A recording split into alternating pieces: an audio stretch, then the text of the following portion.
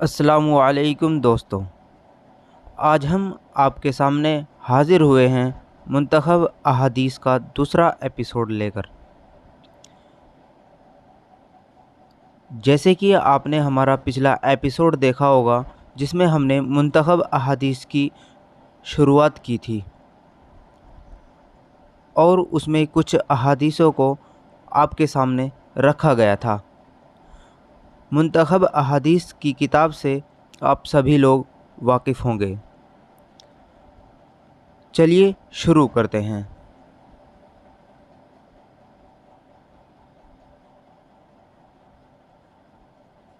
حدیث نمبر 3، حضرت ابو ہریرہ رضی اللہ تعالیٰ عنہ سے روایت ہے کہ رسول اللہ صلی اللہ علیہ وسلم نے ارشاد فرمایا، اپنے ایمان کو تازہ کرتے رہا کرو۔ عرض کیا گیا، اے اللہ کے رسول صلی اللہ علیہ وسلم، ہم اپنے ایمان کو کس طرح تازہ کریں؟ ارشاد فرمایا، لا الہ الا اللہ کو کثرت سے کہتے رہا کرو۔ حدیث نمبر 4، حضرت جابر بن عبداللہ رضی اللہ تعالیٰ عنہ فرماتے ہیں کہ رسول اللہ صلی اللہ علیہ وسلم کو یہ ارشاد فرماتے ہوئے سنا، تمام اذکار میں سب سے افضل ذکر لا الہ الا اللہ ہے اور تمام دعاؤں میں سب سے افضل دعا الحمدللہ ہے۔ فائدہ: لا الہ الا اللہ سب سے افضل اس لیے ہے کہ سارے دین کا دار و مدار ہی اس پر ہے۔ اس کے بغیر نہ ایمان صحیح ہوتا ہے اور نہ کوئی مسلمان بنتا ہے۔ الحمدللہ کو افضل دعا اس لیے فرمایا گیا کہ کریم کی تعریف کا مطلب سوال ہی ہوتا ہے اور دعا اللہ تعالیٰ سے سوال کرنے کا نام ہے۔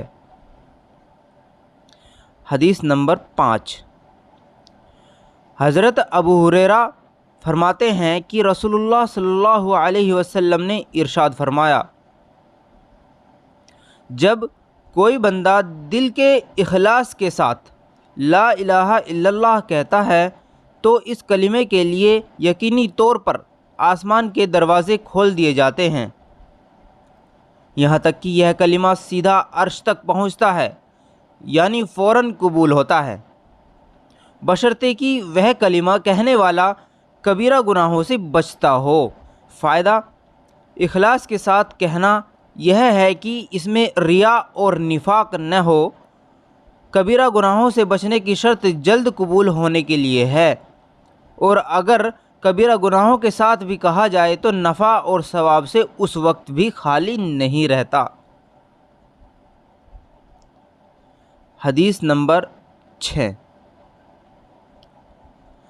حضرت یعلا بن شداد رضی اللہ تعالیٰ عنہ فرماتے ہیں، میرے والد حضرت شداد رضی اللہ تعالیٰ عنہ نے یہ واقعہ بیان فرمایا اور حضرت عبادہ رضی اللہ تعالیٰ عنہ جو کہ اس وقت موجود تھے اس واقعے کی تصدیق فرماتے ہیں کہ ایک مرتبہ ہم لوگ نبی کریم صلی اللہ علیہ وسلم کی خدمت میں حاضر تھے۔ رسول اللہ صلی اللہ علیہ وسلم نے دریافت فرمایا، کوئی اجنبی غیر مسلم تو مجمع میں نہیں؟ ہم نے عرض کیا، کوئی نہیں۔ ارشاد فرمایا، دروازہ بند کر دو۔ اس کے بعد ارشاد فرمایا، ہاتھ اٹھاؤ اور کہو لا الہ الا اللہ۔ ہم نے تھوڑی دیر ہاتھ اٹھائے رکھے اور کلمہ طیبہ پڑھا، پھر آپ صلی اللہ علیہ وسلم نے اپنا ہاتھ نیچے کر لیا، پھر فرمایا، الحمدللہ، اے اللہ، آپ نے مجھے یہ کلمہ دے کر بھیجا ہے اور اس کلمے کی تبلیغ کا مجھے حکم فرمایا ہے اور اس کلمے پر جنت کا وعدہ فرمایا ہے اور آپ وعدہ خلاف نہیں ہیں۔ اس کے بعد رسول اللہ صلی اللہ علیہ وسلم نے ہم سے فرمایا، خوش ہو جاؤ، اللہ تعالیٰ نے تمہاری مغفرت فرما دی۔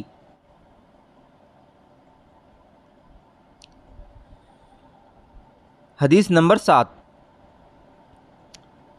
حضرت ابوذر رضی اللہ تعالیٰ عنہ سے روایت ہے کہ نبی کریم صلی اللہ علیہ وسلم نے ارشاد فرمایا، جو بندہ لا الہ الا اللہ کہے اور پھر اسی پر اس کی موت آ جائے تو وہ جنت میں ضرور جائے گا۔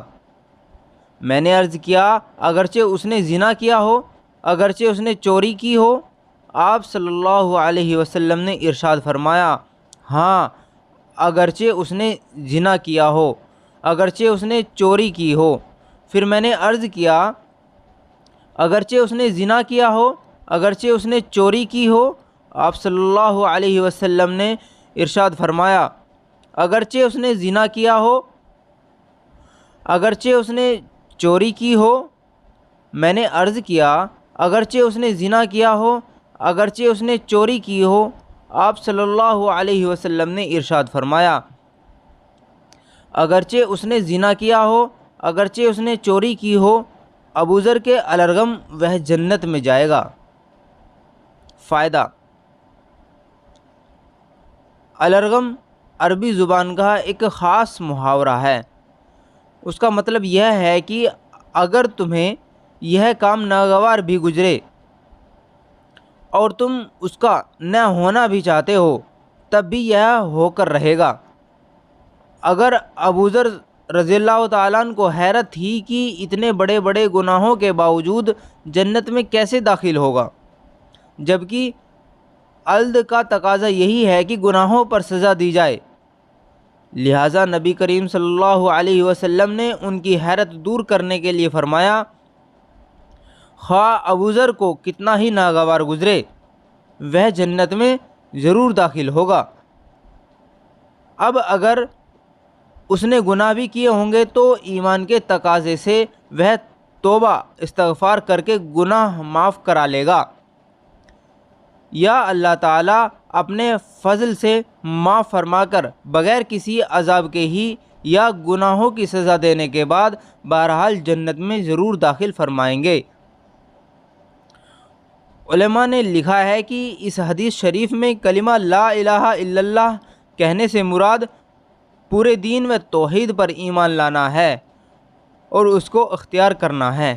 حدیث نمبر 8، حضرت حذیفہ رضی اللہ تعالیٰ عنہ سے روایت ہے کہ رسول اللہ صلی اللہ علیہ وسلم نے ارشاد فرمایا، جس طرح کپڑے کے نقش و نگار گھس جاتے ہیں اور ماند پڑ جاتے ہیں، اسی طرح اسلام بھی ایک زمانے میں ماند پڑ جائے گا، یہاں تک کہ کسی شخص کو یہ علم تک نہ رہے گا کہ روزہ کیا چیز ہے اور صدقہ و حج کیا چیز۔ ایک شب آئے گی کہ قرآن سینوں سے اٹھا لیا جائے گا اور زمین پر اس کی ایک آیت بھی باقی نہ رہے گی۔ الگ الگ طور پر کچھ بوڑھے مرد اور کچھ بوڑھی عورتیں رہ جائیں گی جو یہ کہیں گی، ہم نے اپنے بزرگوں سے یہ کلمہ لا الہ الا اللہ سنا تھا، اس لیے ہم بھی یہ کلمہ پڑھ لیتے ہیں۔ حضرت حذیفہ رضی اللہ تعالیٰ عنہ کے شاگرد صلہ نے پوچھا، جب انہیں روزہ، صدقہ اور حج کا بھی علم نہ ہوگا تو بھلا صرف یہ کلمہ انہیں کیا فائدہ دے گا؟ حضرت حذیفہ رضی اللہ تعالیٰ عنہ نے اس کا کوئی جواب نہ دیا۔ انہوں نے 3 بار یہی سوال دہرایا، ہر بار حضرت حذیفہ رضی اللہ تعالیٰ عنہ اعراض کرتے رہے۔ ان کے تیسری مرتبہ اصرار کے بعد فرمایا، صلہ، یہ کلمہ ہی ان کو دوزخ سے نجات دلائے گا۔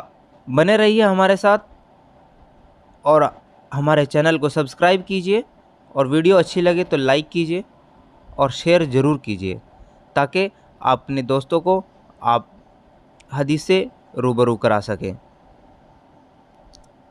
آپ کا بہت بہت شکریہ۔